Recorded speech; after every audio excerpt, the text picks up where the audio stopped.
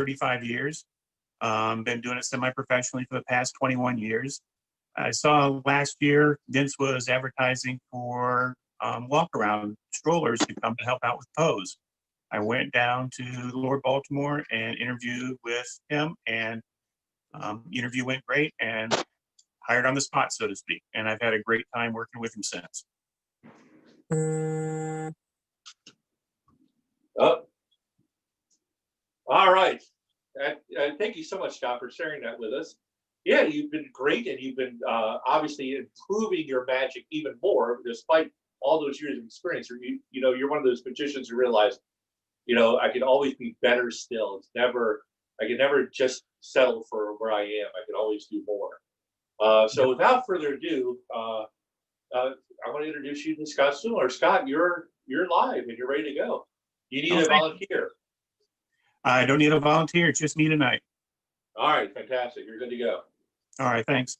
Well, hello, everybody, and thanks again, Vince, for having me on. And just remind everybody to please donate to Doctors Without Borders. It's an awesome, it's an awesome cause.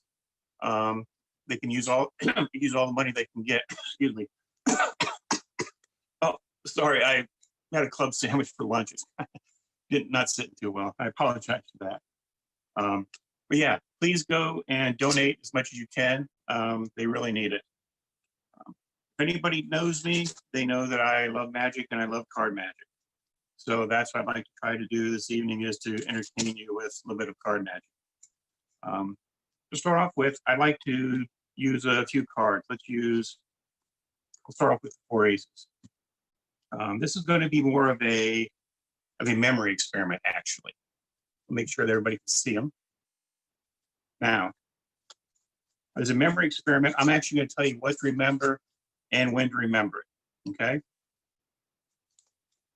All right, here we go. All right. Now, first card we're going to place over here is the Ace of Spades. Now, of course, that leaves 1, 2, 3 cards left. Next card, this one you didn't really need to remember, Ace of Clubs. Watch where it goes. Okay, well, you probably didn't see that. Sorry, that's probably out of camera there. Anyway, if I asked you where the Ace of Clubs was, about 95% of you would say it's on the bottom.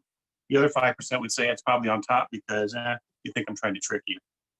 But if I was to ask you if you're sure the black cards are over here, I bet none of you would actually say no. You would all claim that yes, the black cards are over here. Well, if I actually turn them over and look, unfortunately, no, the red cards are on this side and the black ones are over here.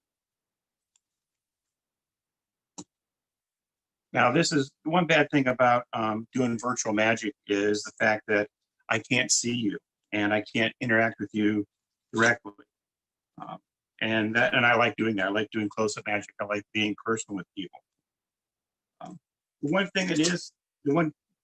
thing that's not a drawback, which is kind of a good thing, is the fact that I don't have to deal directly with people that are trying to screw me up. You're always going to find people that are not happy with what you're doing, or they just want to make fun of you. Basically, they're trying to make you mess up. A good example of this was when I was about 4 or 5 years ago. I went to my son's high school. He had a magician there, and the magician was very good. He was entertaining. He was very good. I loved watching him. But there was one kid that was up front. He wasn't paying attention. He was heckling the magician, and the magician took it. He didn't do anything. But then later on the show, the magician actually called the kid up on stage. I couldn't believe it. The kid came up on stage, and the magician said, "Here, take the cards. I want you to mix them up." And when he said that, he turned away and started talking to the audience. I don't know why he did that, but as soon as he turned away, I saw the kid take the deck and he started cutting it into 3 separate piles. I didn't know what he was doing, but then I saw it. He was actually taking face-up cards and shuffling them into face-down cards. I thought, oh no, why is he doing this? But he didn't stop there. He went and again, he shuffled more cards face-up into face-down, just like that. I looked over, and the magician actually kind of looked over slightly. He kind of saw what was going on. But then the kid slammed the deck down and said, all right, I'm done. The magician turned back and said, so did you mix up the cards? And the kid says, oh, I mixed them up all right. The magician said, He picked them up and he looked at me. He saw that he had cards that were back to back, face to face. He said, you're right. You did a very good job mixing these up. The kid said, I sure did. The magician just stood there and shook his head. He saw that he had some cards that were face up. He saw that he had some cards that were actually face down. He saw there was actually face to face too. He said, well, you know what, kid, you did a really good job mixing these up, but I got to find a way that I can actually unmix them quicker than what you mix them up. He said, how about if we just do this? How about if we just take and make a simple cut, just like this? And then he spread the deck, and sure enough, all the cards righted themselves again. With that, the kid's mouth dropped open.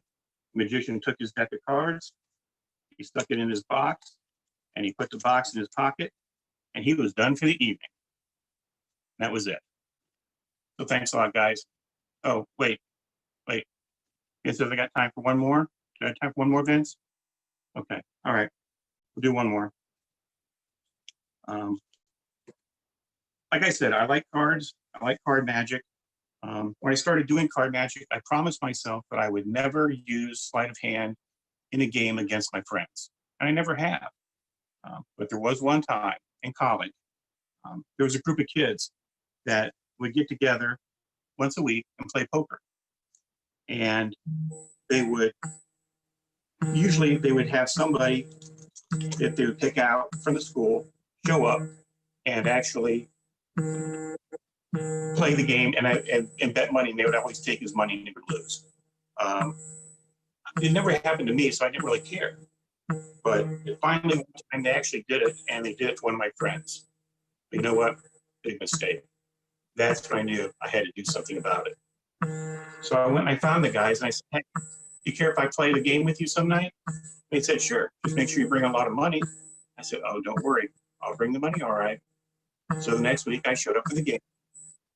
And I came in, sat down, and the guy said, all right, ready to play? I said, yes, I am. I said, but I don't have a lot of time. This has got to be very quick. I said, first of all, I'd like to play just one hand if I could. They said, okay. I said, but I would like to do the dealing if that's all right. And they said, well, okay. I said, first of all, I'll tell you what. I want to start off by giving everybody an ace. So I want my ace to be the ace of spades. So that's the ace I'm going to have. I'll start off with, I'll tell you what, I'll bet you $10 that I can find the other aces in this deck just by spreading it without even looking at the faces. They said, okay, you're on. The deck, I spread it, and sure enough, there's the ace of clubs, there's the ace of spades, and there's the ace of hearts. So that was some money I won right off the bat. I said, okay, I'm going to give you on the left, you're going to get an ace. I'm going to give you the ace of hearts. So I gave him the ace of hearts. The guy in the center, he was going to get the ace of diamonds. So I gave him the ace of diamonds. And the guy on my right, he got the last one. He got the ace of clubs. And, oh, they said I need 3 also. Okay. I said, all right, guys, this is the game. We're going to play 5-card poker. There is no draw. And the one guy said, wait a second, you only gave us 4 cards. I said, okay, yeah, you're right. I did only give you 4 cards. I apologize for that. Give this guy a card. Give the guy in the center a card. I gave the guy on my right a card. I put the deck down. They said, well, aren't you going to take a card?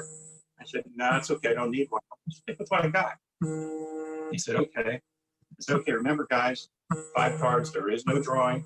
You take what you get. That's what we're playing with. I said, okay. I pointed to the guy on my left. I said, all right, turn over your cards and look. Let's see what you got. Well, the guy turned over his cards and let's see what he had. He had a pair of 8s. And with a king, queen, and a 5. But he looked up, he said, hey, where did my ace go? I said, I don't know, man. It was my turn to watch it. I pointed to the guy in the center. I said, okay, it's your turn. He took the cards, he turned them over, and he had a pair of 3s with a queen, 10, and a 7. He looked at me and said, where did my ace go? I said, I'm sorry, dude. What's my turn to watch it? I don't know. The guy on my right, I looked at him, and he looked at me, and he said, I have anything to worry about? I said, hey, I didn't touch your cards. It's all up to you. He turned the deck over and he looked. And he actually had a pair of sixes, a joker, which was wild, which made 3 of a kind, 7 and a 5. So far he won, but he looked at me and said, man, where did my right ace go? I said, dude, I'm sorry, but it wasn't my turn to win. So let me tell you what, let me see what I got. So I turned over my cards and looked. I said, oh, you know what? I got good news and bad news. The good news is I still have my ace of spades. The bad news is, well, bad news for you guys is I also have the ace of hearts, ace of diamonds, and ace of clubs. My 4 of a kind beats everything that you guys have. So I reached out, I grabbed up all the money, I stuck it in my pockets, and I got out of there as quickly as I could. And that, ladies and gentlemen, is the only time I have ever used my powers for evil other than good.